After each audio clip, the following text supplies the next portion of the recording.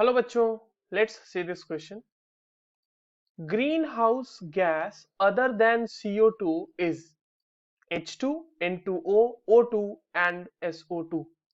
चलिए, आपसे इस सवाल में पूछा जा रहा है कि green house gas other than CO2 क्या है. ये हम लोग फाइंड आउट करते हैं कि इनमें से कौन सा हमारा other than CO2 green house gas होने वाला है. तो बच्चों, इस क्वेश्चन को सॉल्व करने के लिए जो हमारे पास की कॉन्सेप्ट होना चाहिए वो है green house gas and green house effect. More specifically आपको ये पता होना चाहिए कि ग्रीन हाउस इफेक्ट क्या होता है.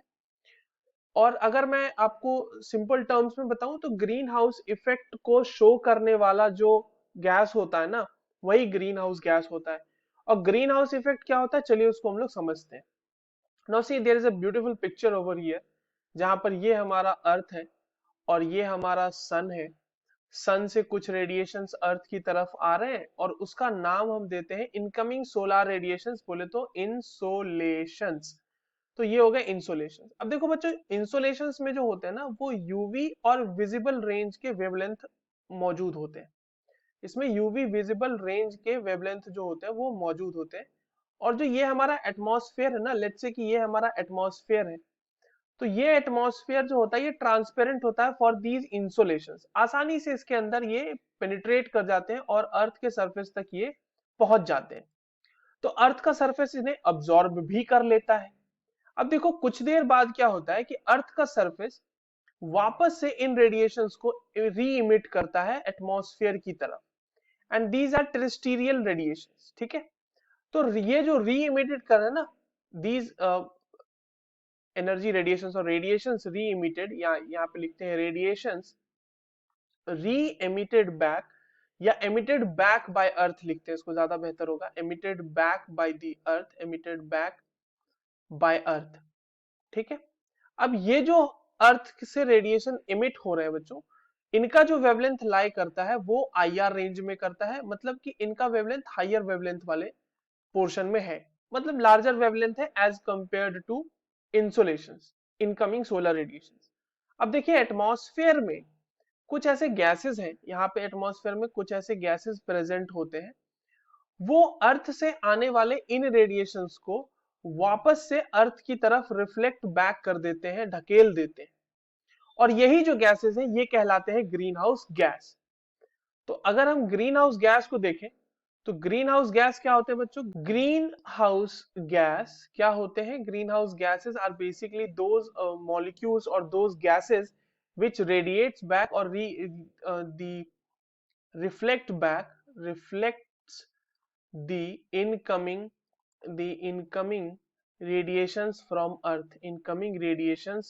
earth. ठीक है, तो रेडिएशन जो अर्थ में, रेडिएशन अर्थ से जो आ रहे हैं उनको ये रिफ्लेक्ट कर देते हैं या फिर ट्रैप कर लेते हैं वही एटमॉस्फेयर में, जिसकी वजह से क्या हो रहा है कि ओवरऑल जो एटमॉस्फेयर यानी कि अर्थ का जो टेम्परेचर है ना, वो ओवरऑल क्या हो जा रहा है, इसकी वजह से बढ़ जा रहा है. ठीक है, and this entire phenomena of increasing earth's temperature due to the reflection of radiations which are emitted by earth, this is called as greenhouse effect. Okay, now coming to some of the examples of greenhouse gases. एक अगर हम examples की बात करें तो there are several examples of greenhouse gases. Like सबसे जो हमारा important example है greenhouse gas का, तो वो तो CO2 ही है. और CO2 के जो CO2 की जो मतलब इस efficiency है ये greenhouse effect show करने की, उसको स्टैंडर्ड माना गया है.